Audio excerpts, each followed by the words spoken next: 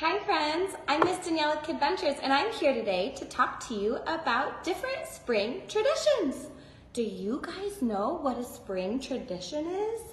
I'm sure that many of you guys have so many family traditions that you don't even know about. So let's start with a book that I like to read called The Night Before Easter. Easter is the holiday that we celebrate in my house. All right, The Night Before Easter by Grasse and Dunlap. 'Twas the night before Easter, just before dawn. Not a creature was stirring out on the lawn. Our baskets were set on the table with care in hopes that the Easter bunny soon would be there. Sister and I were tucked snug in our beds while visions of jelly beans danced in our heads. Then out in the barn, the hens made such a clatter, I sprang from my bed to see what was the matter. When what to my curious eye should appear but a big fuzzy rabbit with a crook in his ear. He walked on two legs, which I thought was quite funny. No rabbit could do that, except the Easter bunny. He sniffed at a pansy, a tulip, a rose, jumped over a shovel, a rake, and a hose. Then up to our house in just a few hops, he came bearing chocolates and striped lollipops. Yum! As I sat on the stairs, not making a sound, that swift, dapper bunny sprang with a bound.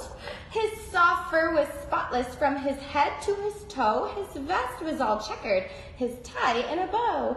His eyes, how they sparkled. His whiskers, how merry. His tail was like cotton, his nose like a berry. He made not a sound. He went straight to his treasure, filled up our baskets, adding more for good measure. Chocolates and chicks and candy galore spilled from our baskets onto the floor. And just when I thought that the bunny was done, he picked up some eggs, looking over each one.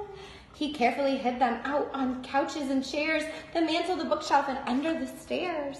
When our rooster crowed, he turned with a start. He wiggled his nose and went to his cart. He sprang from the house with a single bound. He bounced down the street without making a sound.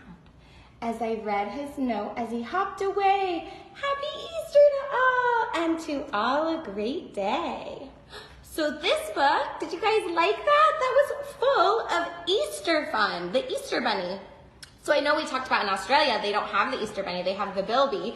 And I thought today we could also talk about some other holidays. We have Passover, right? That's for some of our friends who give up things for Lent. We have Good Friday, which would be today for some people. Like in Bulgaria, they have a kite festival on Good Friday. Tune in later for that craft because it's really fun.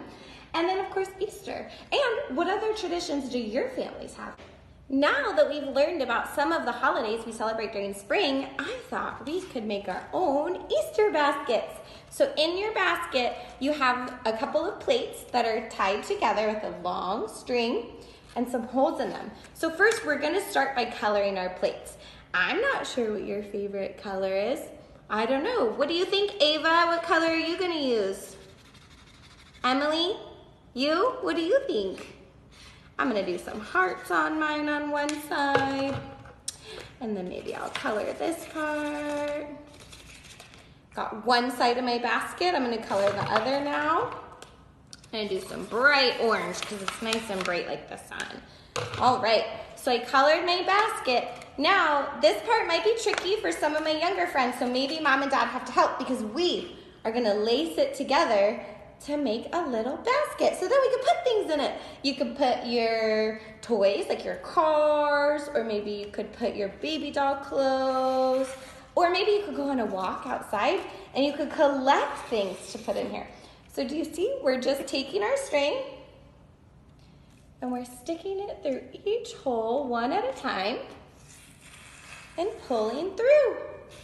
Then you have some stitching. All right, so we're just finishing up lacing the last hole. As you notice, I did two different types of stitching here. I did a kind that goes around, and then I did a kind that goes across. You can do whatever you'd like. Then once you get to the end, you're gonna take your string and you are gonna tie a knot off. But we don't wanna tie it too tight, right? Because we want to make sure, let's tie it up, right? Just like that. And then what we wanna do is we don't wanna cut it off yet because we wanna make sure we have a handle. So we're gonna take our string and we're gonna hoop it back around to the other side and we're gonna tie it off. We're gonna tie it off just like so. And you can make your strap as long or as short as you'd like.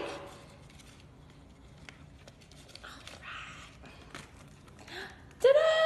So now you have your little basket and you can put whatever you like in it. Maybe I wanna take my markers with me. 1 marker, 2 markers. Maybe I wanna take a pencil with me. Do you think my book would fit in here? No, not my book, but anything smaller than this size. So again, make sure to chime in later so that you can do our fun kite craft. Thanks for playing with me, bye.